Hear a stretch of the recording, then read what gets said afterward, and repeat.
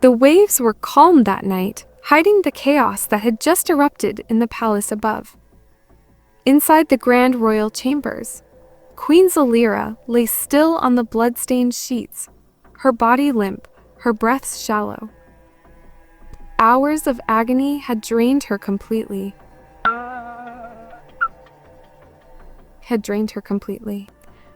Around her, the royal healers whispered nervously, wiping sweat from their brows and exchanging unsure glances.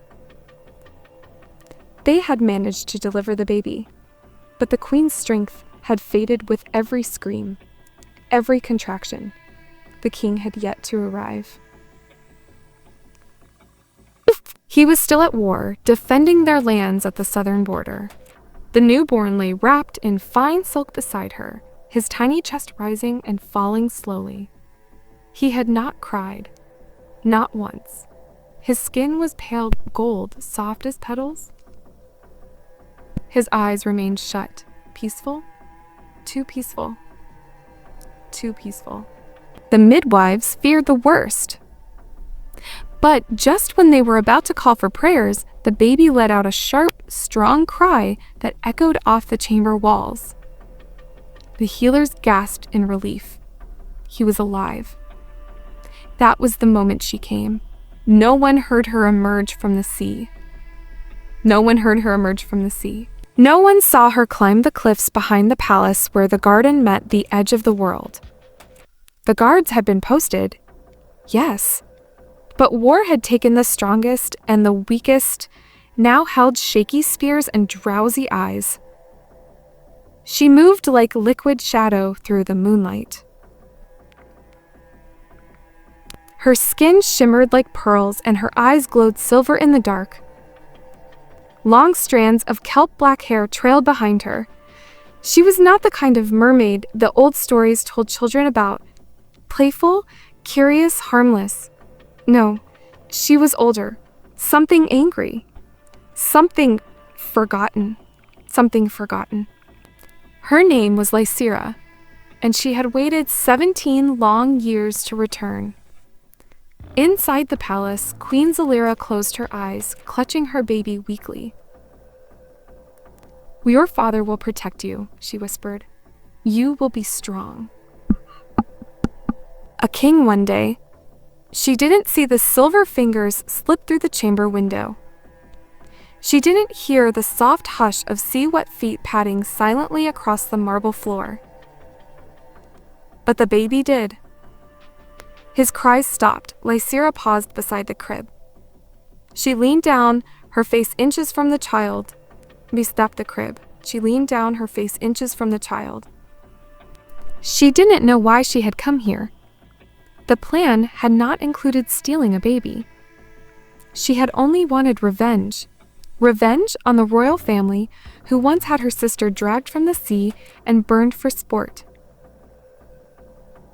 But now, looking at the child, something stirred in her chest. Something unfamiliar. Something painful. He looked like her sister. That soft face, those golden eyelids, that same stillness. "I'll take him," she whispered to the night. "He deserves better than this cursed bloodline." In a swift motion, she wrapped him in seaweed silk and held him close. She turned toward the window, her webbed feet soundless on the floor. Behind her, the queen stirred, her eyes fluttering open just long enough to see the shimmer of a tail slipping into the moonlight. She tried to scream. No sound came. The baby was gone. By the time the guards noticed the empty crib, Lysira had already vanished beneath the waves. The sea was silent. No one would know what had happened until morning. And by then, the entire kingdom would burn in chaos. A royal prince had vanished. And no one, not even the mermaid who now cradled him in the deep, knew the blood that ran in his veins. The blood of the throne. The ocean was wide, dark, and endless, but Lysira swam through it, like it was her own skin. The baby clutched to her chest, remained calm, his tiny hands curled like seashells, his eyes half closed in a soft sleep. No child should sleep so peacefully after being torn from a palace, yet this one did. It unsettled her. Beneath the moonlit surface, Lysira passed coral palaces, sunken ships, and glowing fish that scattered at the sight of her. She swam deeper into forbidden waters, waters no other mermaid dared to go. She wasn't taking the baby to the mermaid kingdom. No, her own people had banished her long. His skin glowed faintly at night. His presence made sea creatures gather near the cave, watching him in quiet reverence. Even the coral walls, once dull and gray, had begun to pulse with soft color wherever Kale crawled or touched. It was unnatural. It was unnatural. It was divine. Lysira started having dreams. Strange dreams. In them, her dead sister would appear, whispering warnings in a language Lysira hadn't spoken in years. And into her time she awoke, she'd find Kale sleeping soundly beside her. A small hand wrapped around a lock of her hair, and she couldn't let go. Above the sea, the king's hunt had begun. King Therion sent scouts to every shore village, interrogated fishermen, and set massive fires along the coast to scare any sea creature out of hiding. He had even summoned the sea seers, mystics who could peer into ocean depths using magic and smoke. One of them, an old woman with silver eyes and barnacles growing from her cheeks, spoke words that made the entire war room fall silent. The child is alive, and he is watched by something that should not love, but now does. The king leaned forward. Where is he? The seer's mouth trembled. Where is he? The seer's mouth trembled. Geared in the forbidden caverns, the ones ruled by shadow and salt. The king gritted his teeth. And the mermaid. She was once one of the royal protectors of the ocean. She turned against her kind. Her name is Lysira. The king's hand trembled. He had heard that name before. Many years ago, he was the one who had ordered her sister's capture, a young mermaid accused of luring soldiers to their deaths. He never forgot the scream Lysira made the night her sister was taken. Now it all made sense. This wasn't random. This was revenge. This was revenge. In the cave, Kale had started to walk. Not crawl, walk. His legs, small but strong, moved with purpose, and yet, every night when he entered the saltwater pool, they shimmered faintly, as if resisting the change, as if unsure whether to turn into fins or stay human. Lysira watched this with a tight chest. Something wasn't right. This with a tight chest. Something wasn't right. Kale wasn't becoming one of them. But he wasn't staying human either. He was stuck between. And then it happened, one night, while Kale played near the tide pool, a sudden tremor shook the cave. The water bubbled violently, the lights of the coral flickered and died. Lysira jumped to her feet and died. Lysira jumped to her feet. A figure stepped from the shadows of the cave mouth. She hadn't heard him approach. No ripple in the water, no scent, no sound. But there he was. A man with gills on his neck, scales on his arms, and a long staff shaped like a serpent's spine. Lysira, he said, his voice deep and calm. You have taken something that does not belong to you.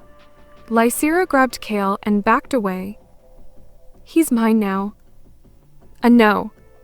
He never was. The man stepped forward.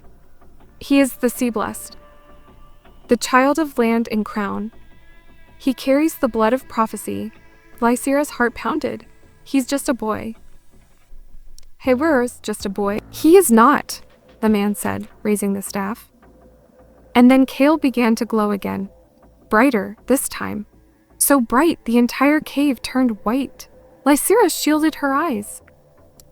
When she looked back, Kale was floating. Not in water. In the air. His arms spread wide, eyes shut, glowing like a star.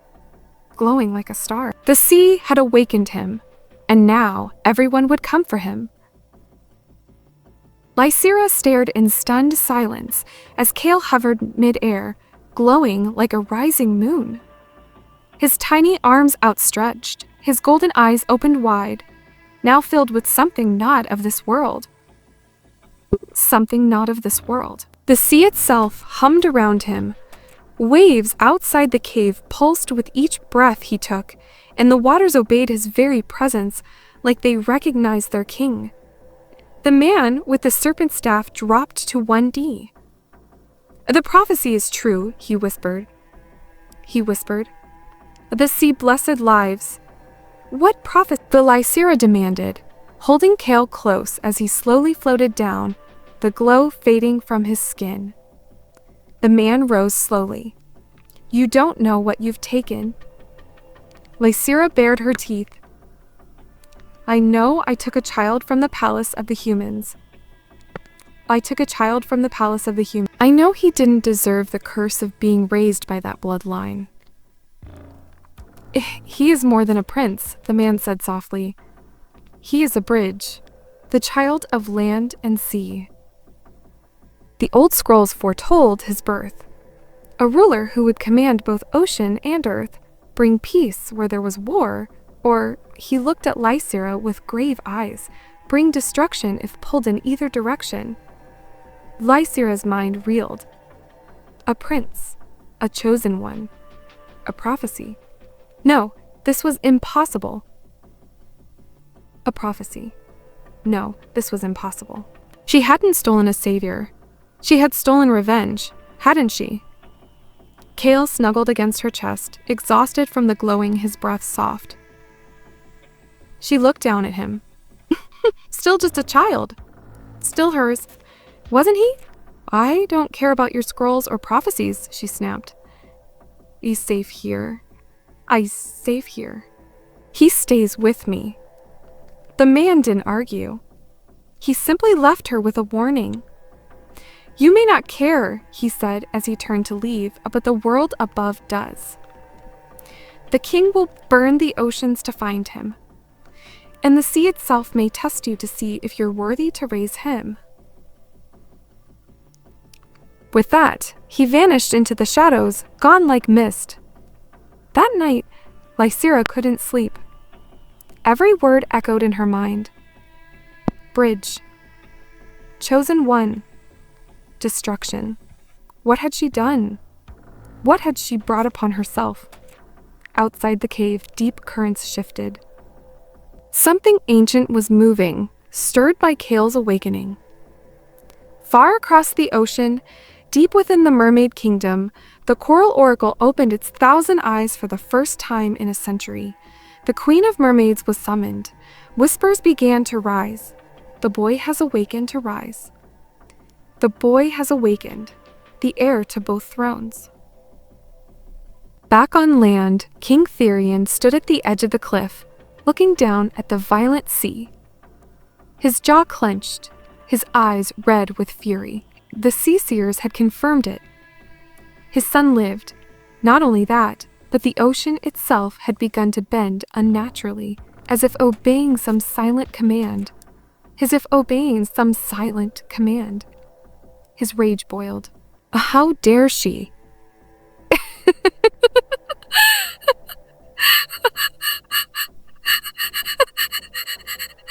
This was no longer a rescue mission.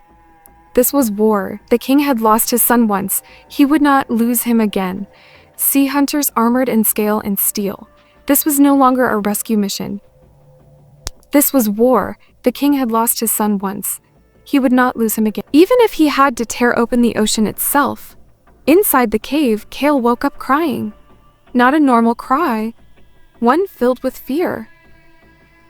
Lysira rushed to him and held him tight, trying to calm him. But the water around them began to swirl violently. The coral turned red. The fish fled. And in the center of the pool, a massive crack split the floor of the ocean cave. From it rose something, a glowing orb, floating, pulsing. Lysira stepped back. Kale stared at it, then reached toward it. The orb whispered in 1,000 voices at once, "I choose land or sea." At once, "I choose land or sea." Hephaestus' fingers touched it. And the choice would change everything. The orb hovered above the cracked floor of the cave, whispering, spinning, glowing brighter with every heartbeat. Lysira held Kale tightly, her eyes wide with fear. The voices coming from the orb weren't just sound. They vibrated through the water, inside her bones, inside her mind. Choose land or sea. Choose land or sea. Kale didn't look afraid. His small hand reached out, fingers stretching toward the orb like it was calling him by name. And maybe it was.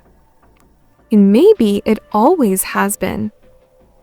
And Kale, no, Lysira said firmly, pulling him close. You don't need to choose anything. You're safe with me. But the orb pulsed harder, faster. A shockwave rippled through the water, sending Lysira crashing against the coral wall. She cried out in pain, salt and blood in her mouth. Kale floated gently toward the orb, bathed in its light. Then the water stilled, the voices went silent, and the orb shattered. Not exploded, shattered. Not exploded, shattered. Into tiny glowing particles that wrapped around Kale like ribbons of starlight. The cave brightened. The coral lit up. Even the stone walls shimmered like diamonds. Kale's body lifted gently out of the tide pool. His back arched slightly, and the ribbons of light sank into his chest, like threads weaving into his soul. When he landed again, his body was no longer that of a normal child. His skin shimmered faintly with gold and silver. His hair was now white as sea foam. His eyes, they were like two glowing suns underwater. Lysira crawled toward him, breathing hard, bruises blooming on her arms. She reached out and touched his face. He was warm, so warm, so warm. The sea was never warm. "What are you?" she whispered, tears forming in her eyes. Kale looked at her, and for the first time he spoke. Not a baby's babble, not a toddler's murmur. A full sentence. A full sentence. "I sought my mother," he said. Lysira froze. "What did you say?" "I saw her, the queen with golden eyes. She cried when I left." His voice was soft, innocent, but his words cut deep. "She loves me." Lysira backed away, her heart thudding. He remembered. He shouldn't have. He was too young. But the orb had awakened something more than power. It had awakened memories. Kale reached for her hand. "But I love you too." Tears streamed down Lysira's face. She had stolen him out of hatred, and now he loved her. And worse, she had begun to love him back. Not like a prize, not like revenge, like a son. Far away, deep under the sea, the coral oracle had fully awakened. Mermaids from across the kingdom gathered, whispering tales of the prophecy child. The oracle's voice, echoing in all corners of the kingdom, declared the truth. The bridge child has awakened. Both sea and land shall soon make their claim. Whichever holds his heart shall hold the future. The queen of mermaids, Queen Nereithia, stood still before the oracle, her tail curling tight. She was not fond of land dwellers, but the child, he was ocean-born now. I want him brought to me, she ordered. Alive, unharmed, and her soldiers were sent. On land, King Therian's ships were already sailing. The war drums beat. The king stood at the bow, sword in hand, fire in his eyes. Ready the sea chains, he barked. We drag her from the ocean if we must. That mermaid dies by my blade. He didn't know his son now glowed with power even gods would fear. He didn't know that his son now belonged to more than just one world. He didn't know that he might be the one who loses everything. The ocean was no longer calm. Currents twisted unnaturally, sea creatures fled from their homes, and ancient ruins whispered again after centuries of silence. Something deep beneath the ocean floor was stirring. All of it. Because of Kale. Inside the cave, Lysira cradled him inside the cave. Lysira cradled him in her arms. His body no longer felt like a child's. He was glowing, warm and still, yet carried the presence of something vast and unknowable. When she looked into his eyes now, she didn't just see a baby.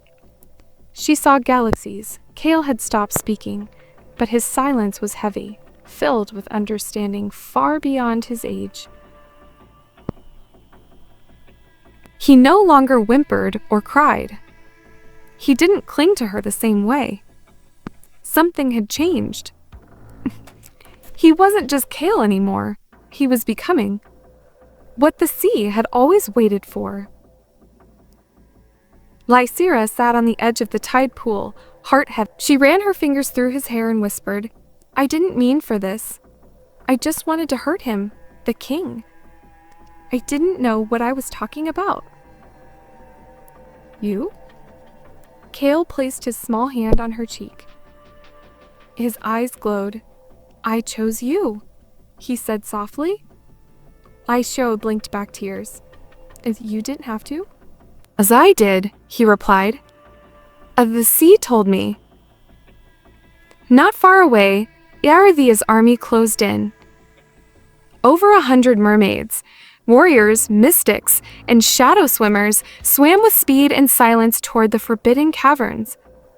At their lead was Commander Varel, a powerful mermaid with eyes like obsidian and a trident made from the bones of sea serpents.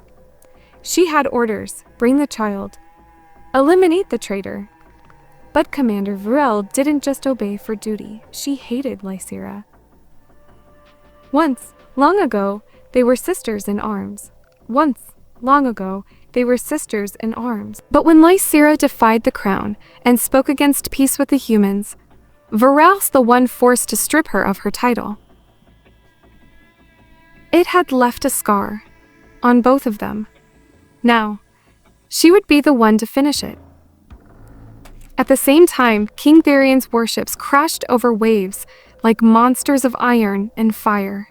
Their hulls were layered with coral-reinforced steel.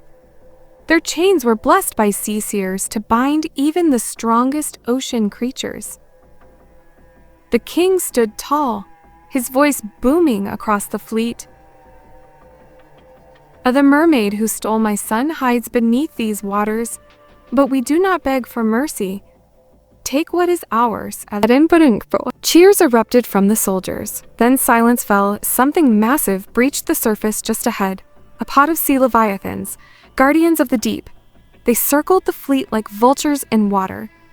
And Kale, deep below, woke again. He sat upright. His body glowed brighter than before. He whispered something, and the water inside the cave began to rise. It lifted him into the air. Lysira stepped back.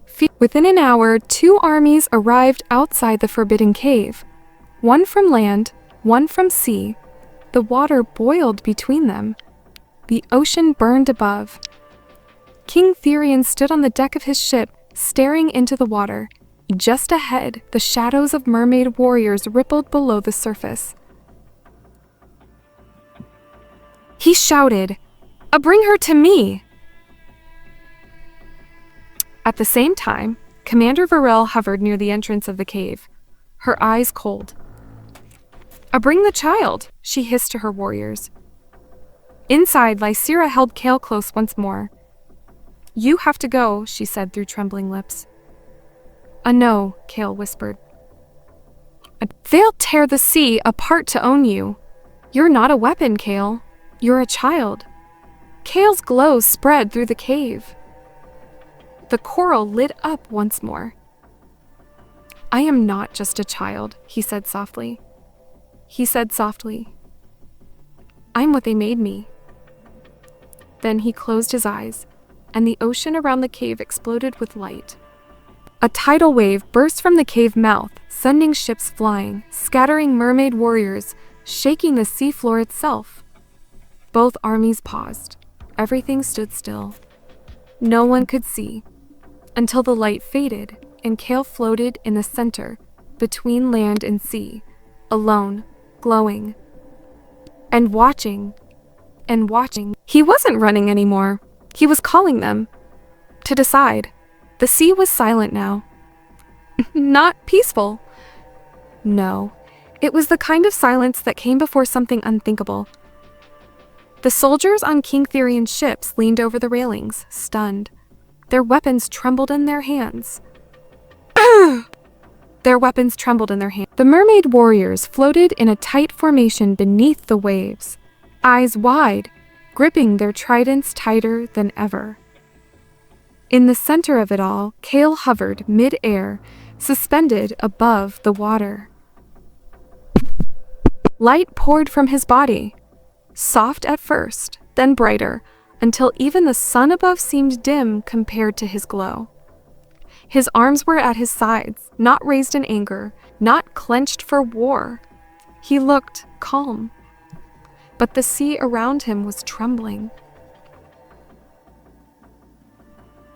Lysira floated just behind him, her arms crossed over her chest, her face unreadable. She no longer held him like a child. She no longer claimed to be his protector.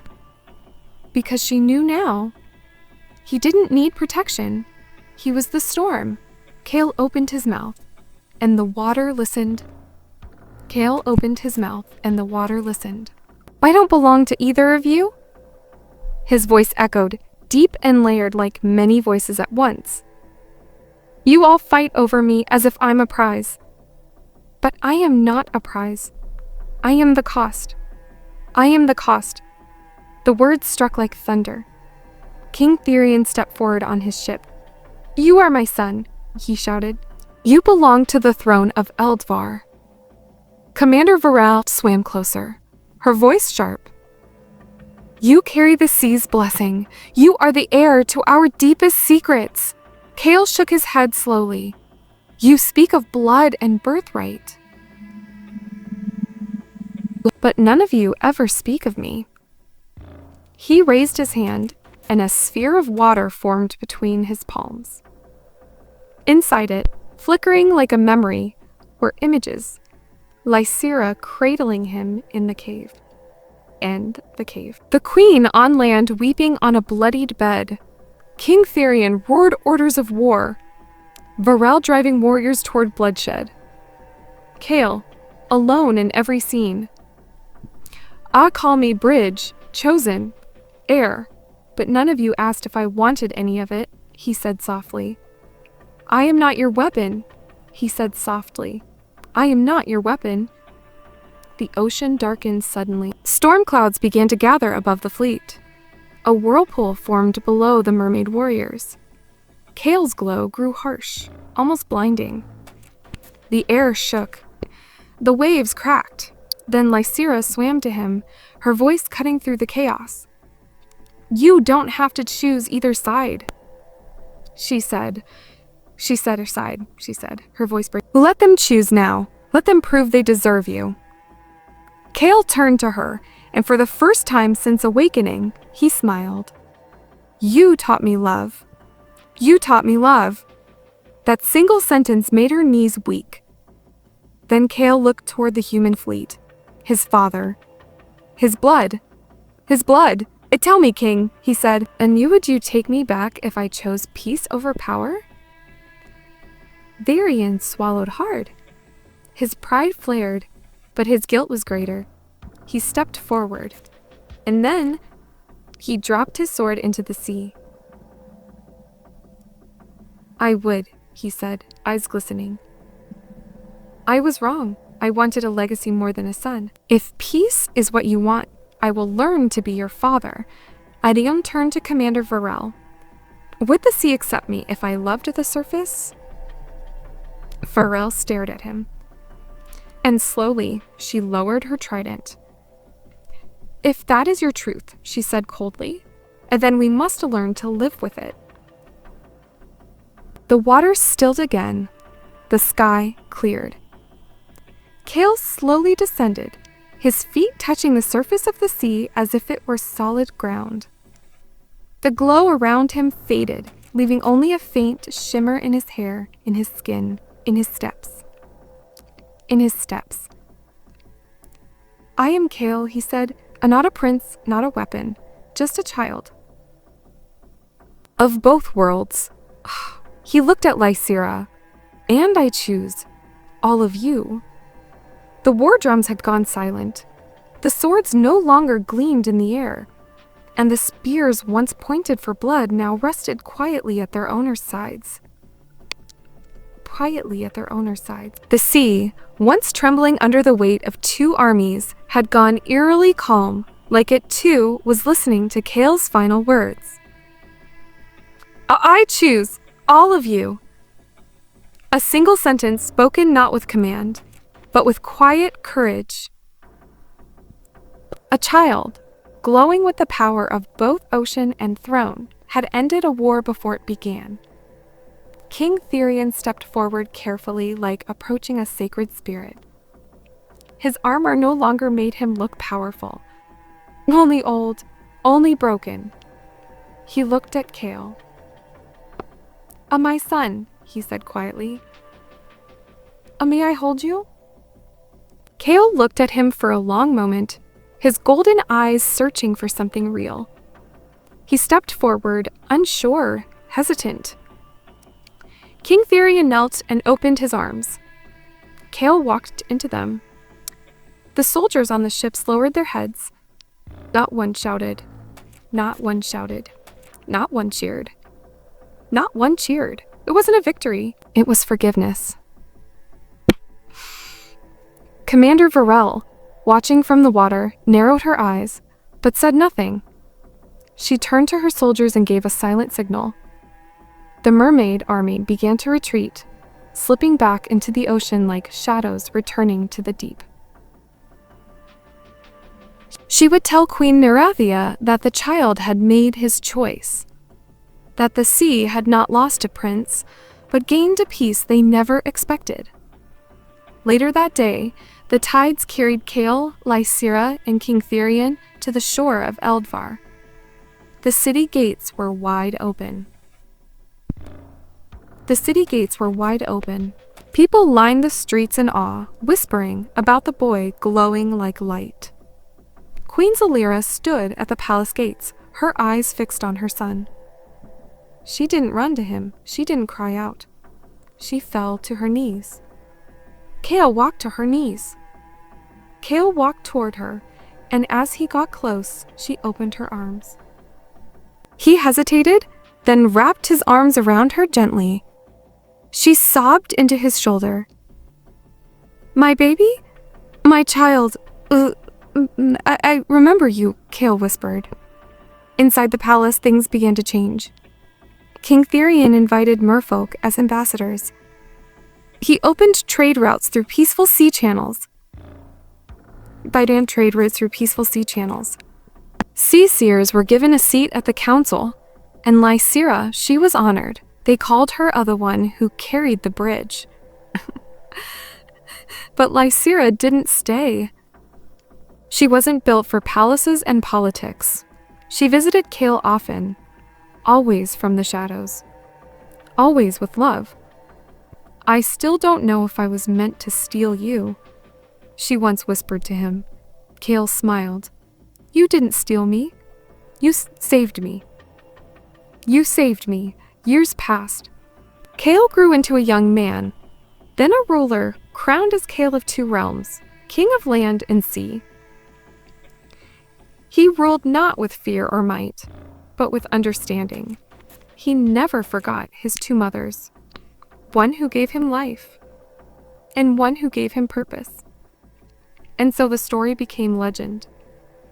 Of a mermaid who stole a baby in anger, of a prince who glowed like stars, of a king who chose to listen, and of a world where war could be stopped not by a sword, but by a child who had every reason to destroy and still chose to love. Chose to love.